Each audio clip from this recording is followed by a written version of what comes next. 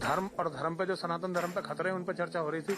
और सनातन धर्म का सबसे बड़ा खतरा है इस्लाम का जिहाद, और केवल हमारा खतरा नहीं है, पूरी दुनिया का सबसे बड़ा खतरा है। हम उस पर चर्चा करें तो और आगे भी करेंगे।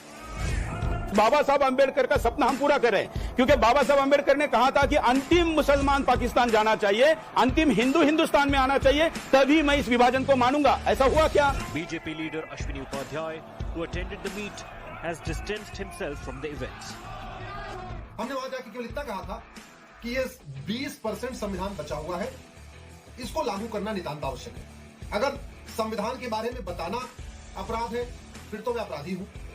कि प्रधानमंत्री ऐसी बातों को संविधान और बाबा साहब के सम्मान के खिलाफ बता देंगे, निंदा करेंगे, कर सकते हैं ऐसी उम्मीद।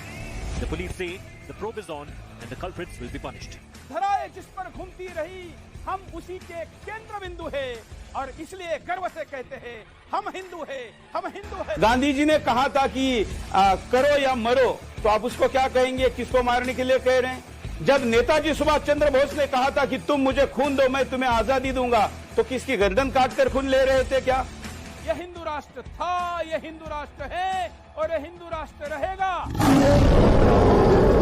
जय जय श्री राम। नमस्कार दोस्तों, कैसे हैं आप सब लोग? आज का वीडियो डिबेट से थोड़ा सा अलग है।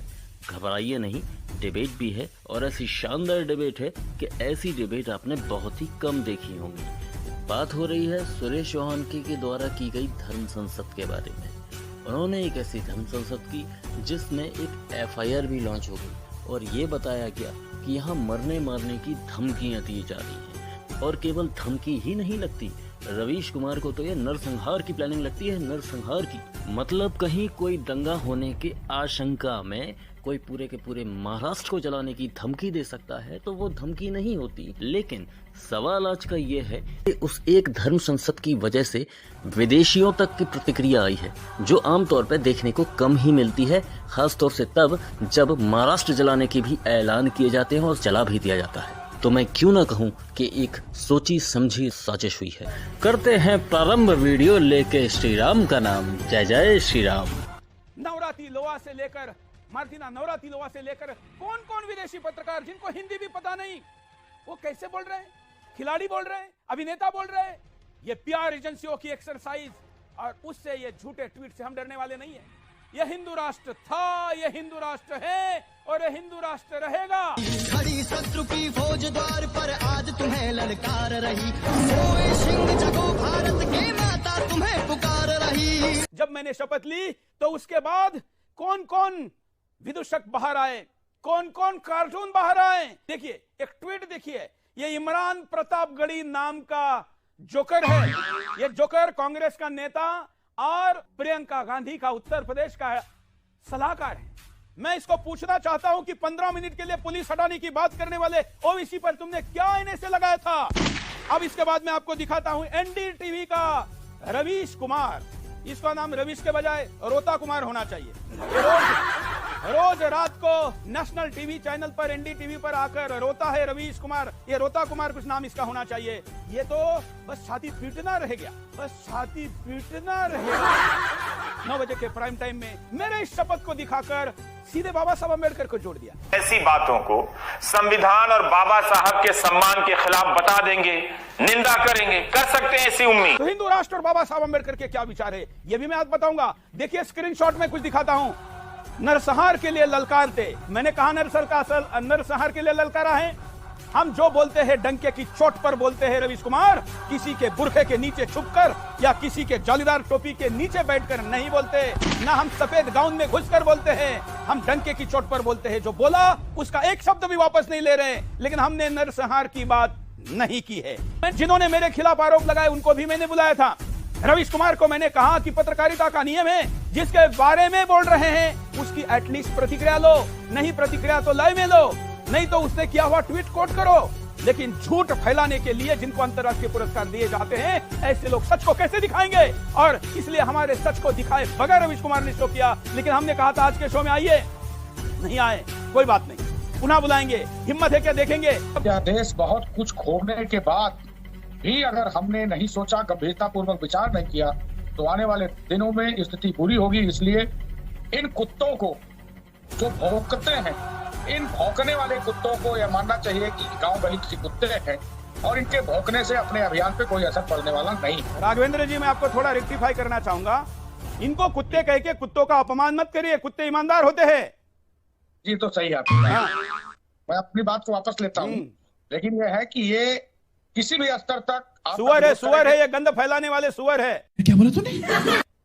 सुअर है, ये गंद फैलाने वाले सुअर है। खत्म, बाय बाय, टाटा।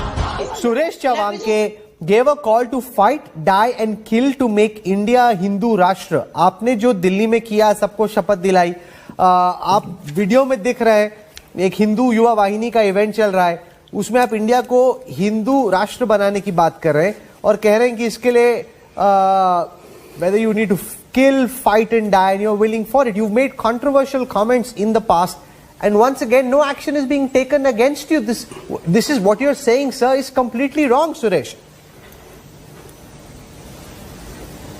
पहले तो आपने उसको इंग्लिश में गलत ट्रांसलेट किया है।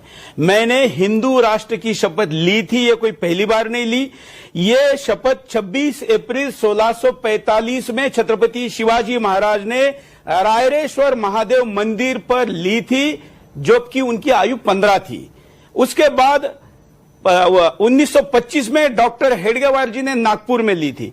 दूसरा, शपथ जब ली जाती है तो आप उसको एक शब्द को लेकर ऐसा ट्रांसलेशन नहीं कर सकते। गांधी जी ने कहा था कि करो या मरो, तो आप उसको क्या कहेंगे? किसको मारने के लिए कह रहे हैं? जब नेताजी सुभाष चंद्र बोस ने कहा था कि तुम मुझे खून दो, मैं तुम्हें आजादी दूंगा, तो किसकी गर्दन काटकर खून ले रहे थे क्या? उसका एक मीनिंग होता है। इतना ही नहीं, अगर आप लोकमान्य तिलक जी का कहेंगे कि स्वराज्य मेरा जन्मसिद्ध अधिकार है और किसी भी कीमत पर मैं उसको लेकर रहूंगा, तो आप किसी भी कीमत में मतलब क्या कहना चाहते? मेरी पूरी शपथ में मैंने किसी मजहब का या किसी रिलीजन का नाम नहीं लिया है। मैंने कहा कि यह हिंदू राष्ट्र था, है और रहेगा, और इस पर मैं कायम हूं। इसके पहले भी बोला हूं और ये बोलना मेरा अधिकार है। नहीं, पर इंडिया हिंदू राष्ट्र नहीं है। India is a secular country which gives equal space to all religions. क्यों नहीं? Whether it's because that's the way, sir, that's the way. मैं नहीं कह रहा, ये Constitution कह रहा है। ये आपकी राय मेरी राय वाली बात नहीं है ना, कोई सड़क पे लड़ाई थोड़ी हो रही है। This is what the Indian Constitution says. जिन्होंने बनाया, जिन्होंने Constitution बनाया, राहुल जी जिन्होंने कॉन्स्टिट्यूशन बनाया, उस बाबा साहब अंबेडकर का सपना हम पूरा कर रहे हैं।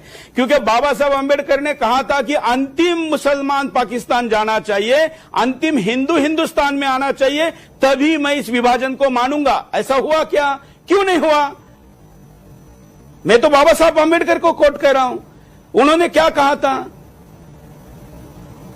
और मैंने जब कहा है, मैंने हिंदू राष्ट्र कहा है। मैंने ये कहते समय किसी की गर्दन काटने की बात नहीं की है। ये कहते समय इफ में, आप अगर मेरा हिंदी में पूरा ट्रांसलेशन देखोगे तो मैंने ये कहा है कि बलिदान देंगे हम अपने धर्म के लिए। तो मेरे धर्म के लिए मैं बलिदान दूं, इसमें आपको क्या आपत्ति है? मुझे मारा नहीं जा रहा है, हिंदू को भगाया नहीं जा रहा है। क्या कश्मीर से कश्मीरी पंडितों को भगाया नहीं जा रहा है? आप इसको नकार सकते हैं?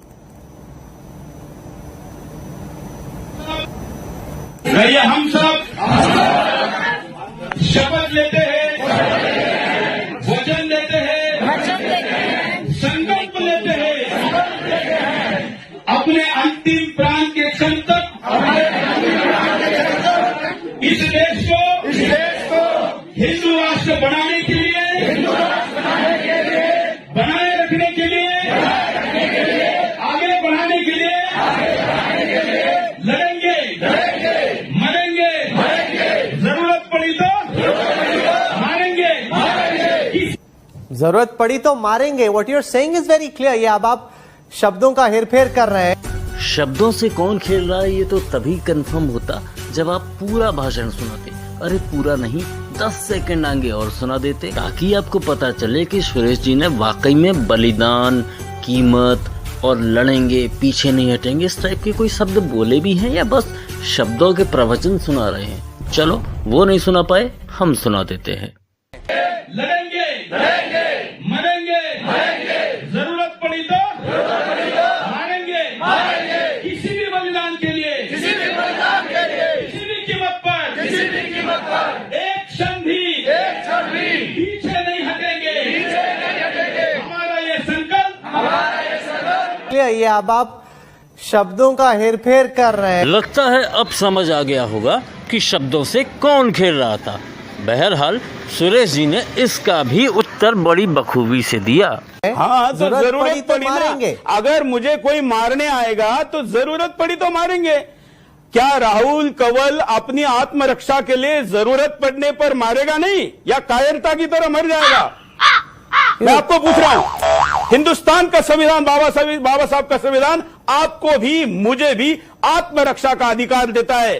अगर कोई मुझे मारने आएगा, ये जरूरत पड़ेगी। नहीं, पर आपको कौन मार रहा है बॉस? 1 सेकेंड ना, आपको तो कोई मार नहीं रहा है ना। This is just you're just whipping up hysteria. Everybody is appreciating. I have done a tremendous work.